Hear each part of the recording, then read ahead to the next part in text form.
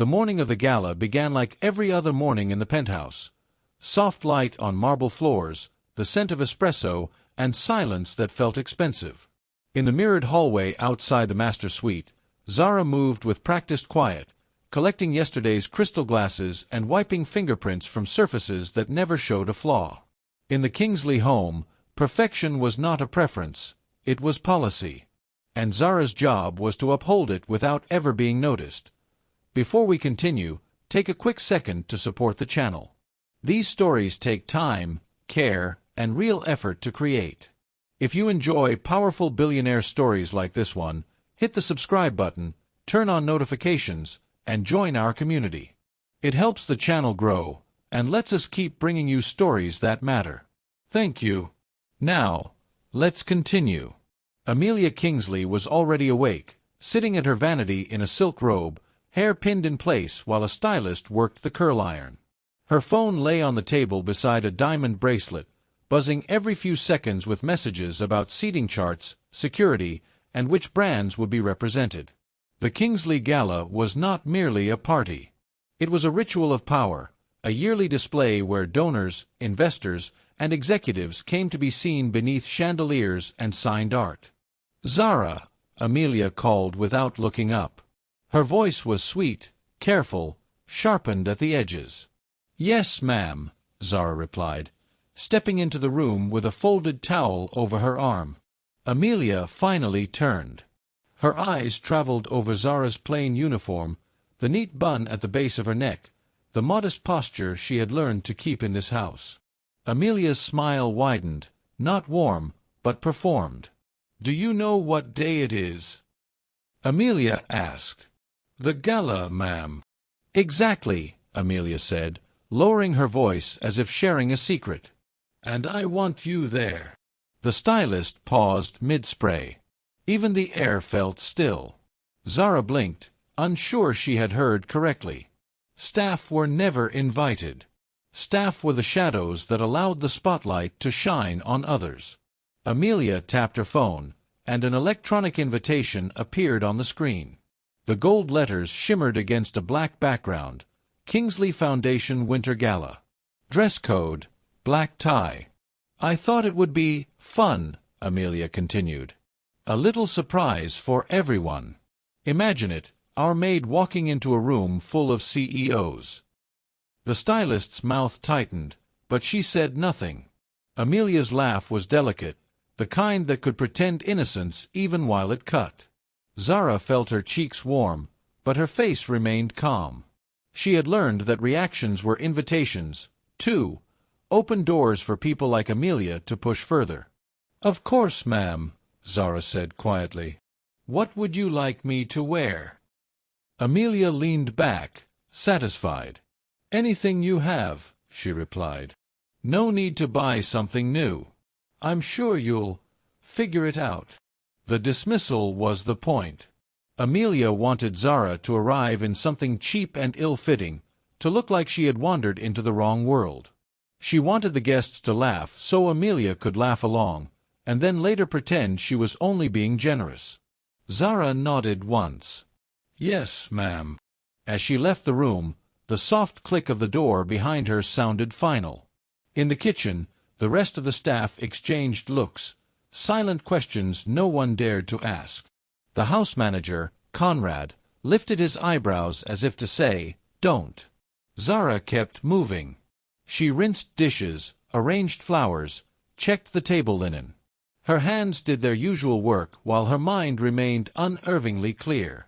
She had lived long enough to recognize a trap, and brave enough to recognize an opportunity. At noon, the penthouse filled with deliveries. Garment bags arrived for Amelia. Floral centerpieces came in giant boxes. The wine specialist brought rare bottles as if carrying newborns.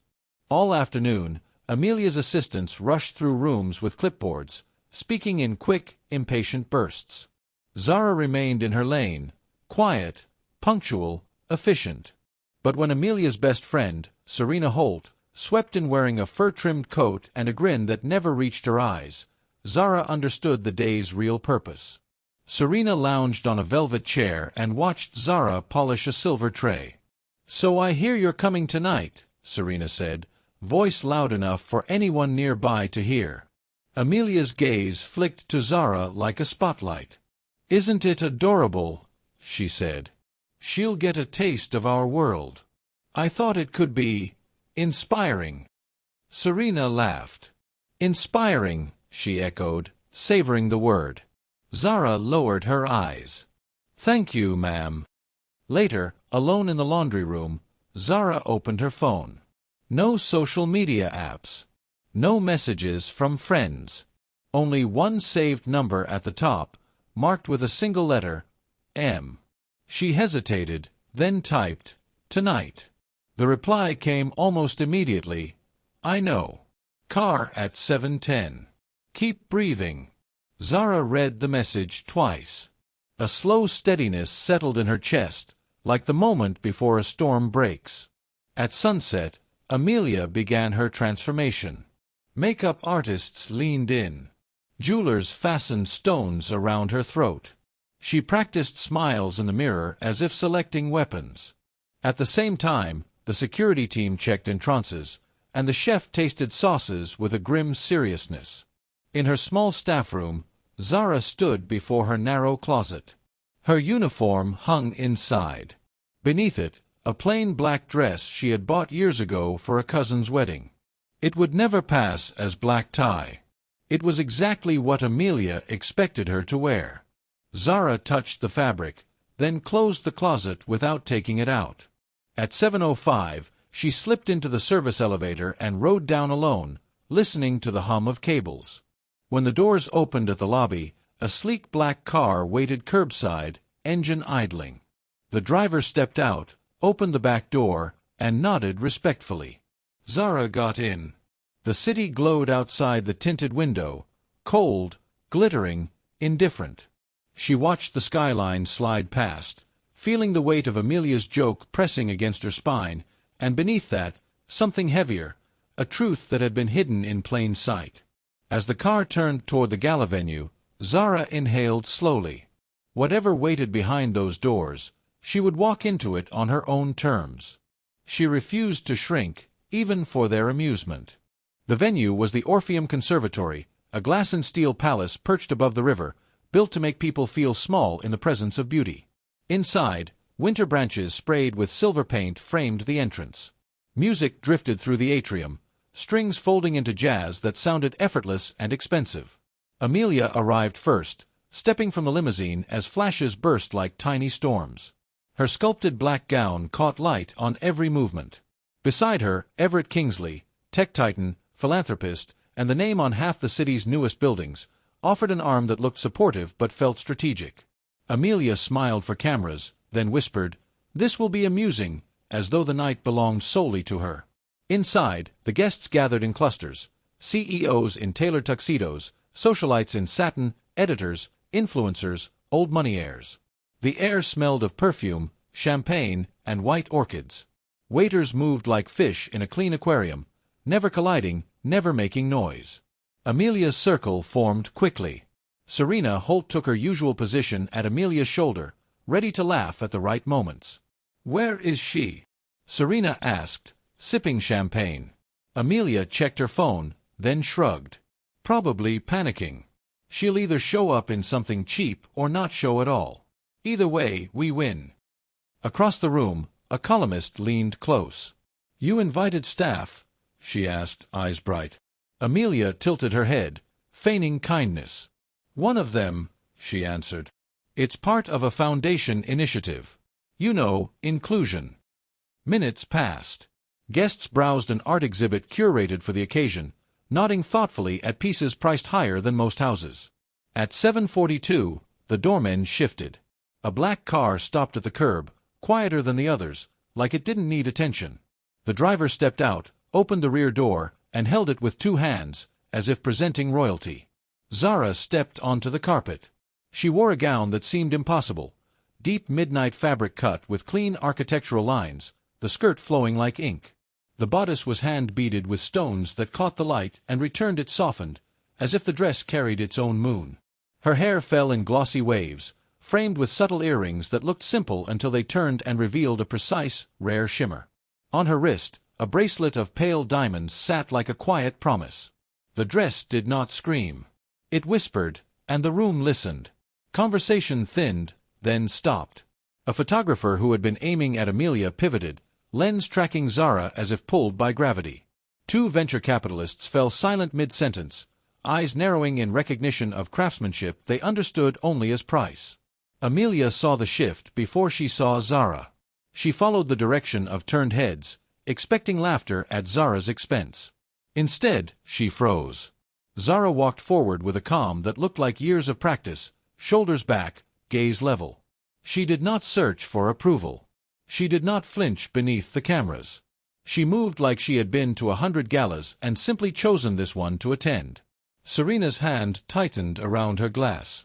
"That's not possible," she whispered. Amelia's smile turned brittle. "Who dressed her?"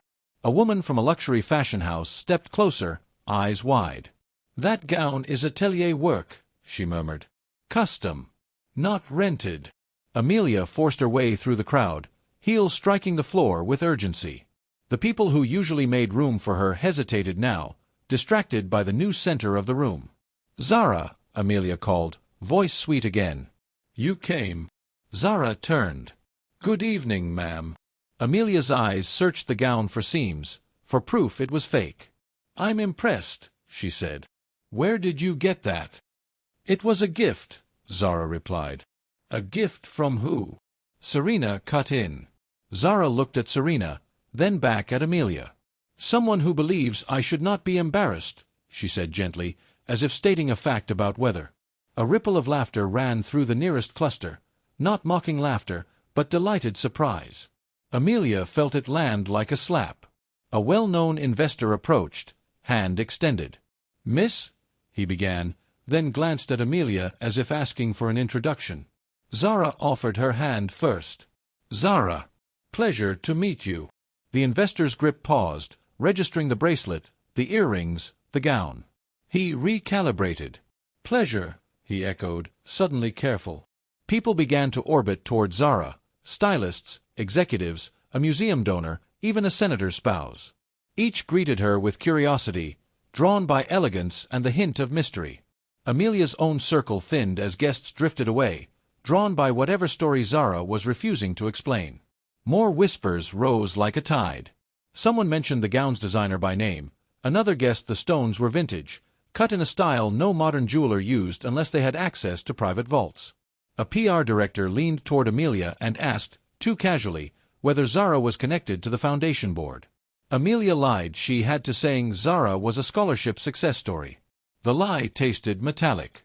Across the room, Zara listened more than she spoke, answering questions with short, gracious sentences, refusing to brag, refusing to shrink. She thanked servers by name, complimented a violinist, and offered an older donor her chair. Cameras caught it all, and the crowd began to admire her kindness as much as her dress. Amelia watched, helpless, burning. Serena leaned close. "We need to find out who's behind this," she muttered. Amelia's jaw clenched. "Conrad," she snapped to the house manager. "Who is she really?" Conrad looked tired. "She's Zara," he said quietly. "She's the woman you hired." "That dress costs more than your salary," Amelia hissed. Conrad swallowed. "Maybe. But I don't think it's stolen." Amelia stared across the room at Zara, now laughing softly with people who had ignored her yesterday. The joke had reversed. Without raising her voice, Zara had taken the room's respect as if it were always meant to be hers. Beneath glass ceilings and glittering lights, Amelia felt her own status wobble, because the person she tried to humiliate was shining brighter than the woman who built the stage. Dinner began with a procession of plates that looked like art, scallops on black stone, lamb beneath herbs, a dessert shaped like a winter rose. From the stage, the host praised the Kingsley Foundation's commitment to opportunity, and the crowd applauded with the rhythm of people congratulating themselves. Amelia applauded too, but her fingers felt stiff. She smiled when the cameras turned, yet her attention remained fixed on Zara, seated at a table nearer the center than any staff member had ever been allowed. Amelia had assigned the seat herself, intending it as another insult, front-row humiliation. Instead, it had become a throne. She spoke with the guests on either side, an architect and a non-profit director, asking them questions that made them light up, like people rarely did around power. Amelia leaned in, voice low. "No," she said. "She wants to ruin me." Everett rose to deliver his annual address. He stepped to the podium in a tuxedo as dark as water, hands resting lightly on the wood. His voice filled the room with practiced ease. "Tonight," Everett said, "we celebrate success stories. People who rose beyond what the world expected of them." Applause swelled. Amelia watched, waiting for the moment Everett would credit her taste, her leadership, her careful curation of charity. He always did. Instead, Everett's eyes drifted across the tables, landing briefly on Zara. "Sometimes," he continued, "the most powerful story is the one we fail to see." The pause was small, but it carried weight. Amelia felt Serena's stare. Did he mean? "Hush," Amelia snapped. Everett finished his speech, and the auction began. Paddles rose, numbers climbed, and the room buzzed with competitive generosity. Then the host smiled broadly. "And now," he announced, "a special moment. The Kingsley Foundation is honored to welcome a surprise guest whose story represents the very spirit of tonight." Amelia's pulse kicked. She hadn't approved a surprise guest. A spotlight swept the room and landed on Zara. For half a second, the hall held its breath. Cameras pivoted. Waiters paused mid-step. Amelia felt the floor tilt under her. Zara set her napkin down, calm as ever, and stood. The host gestured toward the stage. "Please," he said warmly, "join us." Zara walked forward through the center aisle, the gown's fabric catching light like moving night. She climbed the steps, took the microphone, and faced the crowd. Under the spotlight, her skin glowed, her posture straight, her expression composed. If she was nervous, she did not allow it to exist publicly. "Good evening," Zara began. Her voice was steady, soft but clear. "I was invited tonight," she said, and a faint ripple of laughter rose, "because everyone knew the invitation had been a spectacle. Some invitations are given as kindness," she continued. "Some are given as a test." Zara's gaze moved across the room, refusing to make it a personal fight. "For a long time," she said, "people looked at my job title and decided my value. They assumed my story before asking my name." A hush deepened. This was not the kind of speech people expected at a gala. This was not a neat, inspiring package. This was something sharper. Zara took a breath. "I work in the Kingsley home," she said, "and I'm grateful for honest work. But I'm also the founder of a small foundation that supports women who are rebuilding their lives after exploitation and displacement. Quiet work. Unphotographed work." Murmurs spread. Amelia felt eyes turn toward her, questioning, curious, unsettled.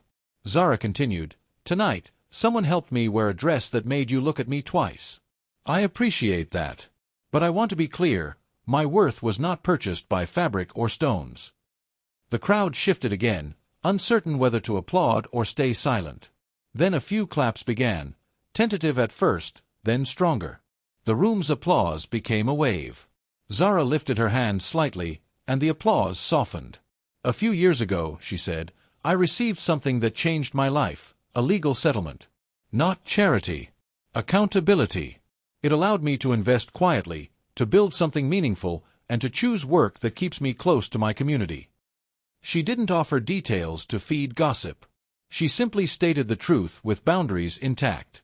Then she looked toward the stage display. "Tonight," she said, "I'm donating the dress's value to the Kingsley Foundation, on one condition." The host blinked. "A condition?" "Yes," Zara said. "That the foundation funds be audited independently and allocated with full transparency, including fair wages and protections for domestic workers employed by families associated with this room." The words landed like a bell. Everett's face tightened, not with anger, but with the sudden focus of a man realizing he is being measured in public. Amelia felt her heart race. She could feel the room recalibrating again, not toward laughter, but toward judgment. Zara's expression remained calm. "Because opportunity," she said, "is not a slogan. It is a practice." Silence held. Then, from a table near the front, an older donor stood. "I support that," he said. Another voice followed. Me too. Applause returned, louder, decisive, aligning behind Zara. Amelia sat frozen. In the span of minutes, the maid she had invited as a joke had become the moral center of the gala. Amelia, who had built her identity on being the benefactor, was now the one being scrutinized, her kindness weighed and found performative. Zara thanked the host, stepped back from the microphone, and allowed the room to erupt again. As she walked off stage, the crowd parted for her like water. When she returned to her table, Amelia realized the truth she could not admit aloud. Zara had not attacked her. She had simply stood in the light and let everyone see what Amelia had tried to hide. And for the first time in years, Amelia felt small. After the applause, the gala continued, but everyone could feel it had shifted. Conversations restarted with new caution, like a room after thunder. Amelia sat through it all with a face that refused to crack. She knew how to survive cameras. She knew how to keep her posture elegant while her stomach tightened into knots. The problem was not that Zara had embarrassed her. The problem was that Zara had made everyone see what Amelia had tried to disguise as generosity. Back at her table, Zara accepted congratulations with restrained grace, redirecting praise toward the women her foundation served. An hour later, as dessert plates were cleared, a staff member approached Zara with a folded card. "A message," he said. Zara opened it. 2 words, handwritten, "Private Lounge." She stood, excused herself, and walked down a corridor lined with framed photographs of past galas, smiling faces, raised glasses, identical triumphs. At the end of the hall, a guarded door opened, and she stepped into a quiet room with soft lighting, leather chairs, and a single table set with water. Everett Kingsley waited there, jacket unbuttoned, tie loosened. He was alone, which meant he was serious. "Thank you for coming," he said. Zara did not sit yet. "You asked for me," she replied. Everett gestured toward a chair. "Please." Zara sat, posture straight, hands folded. Her calm was not submissive. It was chosen. Everett studied her, the way he studied numbers before making a decision that changed hundreds of lives. "I didn't know," he began, "that Amelia invited you as a joke." "I assumed you didn't," Zara said. He exhaled. "But I also didn't know," he continued, "that you were doing that kind of work. Your foundation." Zara's eyes stayed steady. "People don't ask," she said. "They decide." Everett's mouth tightened.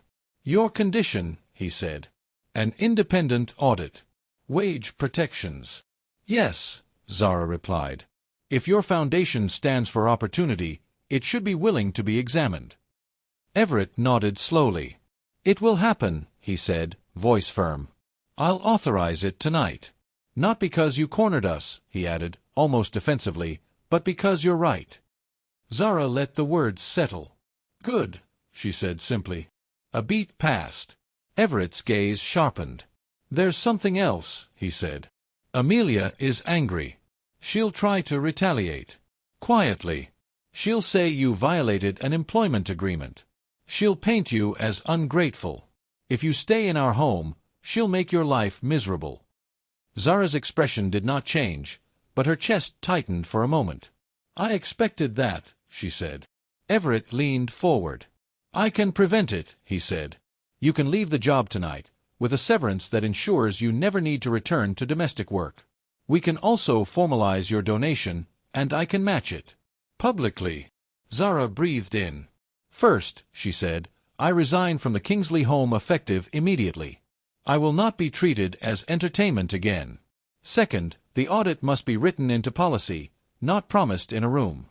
Third, your foundation will fund a domestic worker legal clinic, staffed by people who understand what retaliation looks like. And fourth," she added, "Amelia will not contact me directly. Any communication goes through counsel." Everett listened without interrupting. Then he nodded once. "Agreed," he said. A knock came at the door. Before Everett could answer, it opened, and Amelia stepped in. Her smile was gone. In its place was a controlled fury wrapped in elegance. Serena hovered behind her, unsure whether to enter. Amelia's eyes locked on Zara. "So this was planned," she said. "A performance to humiliate me." Zara met her gaze. "No," she replied. "It was a decision to refuse humiliation." Amelia's laugh was sharp. "You think you're above me because you wore a dress," she spat. Zara tilted her head slightly. "No," she said. "I think you're beneath the version of yourself you pretend to be." The sentence was quiet, but it cut deeper than shouting. Everett's expression hardened. "Amelia," Everett said, voice low. "Enough." Amelia's eyes snapped to him, shocked. "You're taking her side." "There are no sides," Everett replied. "There's right and wrong. You used an employee as a joke. Tonight, she reminded everyone what dignity looks like." Serena's mouth fell open. Amelia's face flushed, then paled. For the first time, her social armor cracked. Amelia turned back to Zara, searching for leverage. "You were paid," she said. "You lived in my home." "I worked," Zara answered. "And you benefited from my silence." Amelia swallowed. Her gaze flicked to Everett, then away. She realized, in that instant, that the room outside would not protect her anymore. The people who once laughed with her were now calculating risk. Everett stood. "Zara is leaving," he said. "With terms. Legal terms. You will respect them." Amelia's lips trembled, but she forced a smile that didn't fit. "Of course," she said, voice thin. "We're philanthropic." Zara rose as well. "I wish you growth," she said, not as a blessing, but as a challenge. She walked past Amelia without touching her, without flinching, without looking back. In the hallway, she heard the distant swell of music, the party continuing. But she also heard something else, the shifting of a story. At the service entrance, the same quiet black car waited. The driver opened the door. Zara slid inside, and the city lights streamed across the window like moving stars. Her phone buzzed. One new message from M. "Proud of you. Home is ready." Zara closed her eyes for a moment, letting the word home settle differently than it ever had. Not a house that demanded silence. A home built by choice. As the car pulled away from the conservatory, the glass palace shrank behind her. Inside, Amelia would spend the rest of the night smiling for cameras, pretending nothing had changed. And Zara, in a $2 million dress that never defined her, carried her dignity forward, quiet, unbreakable, and finally seen.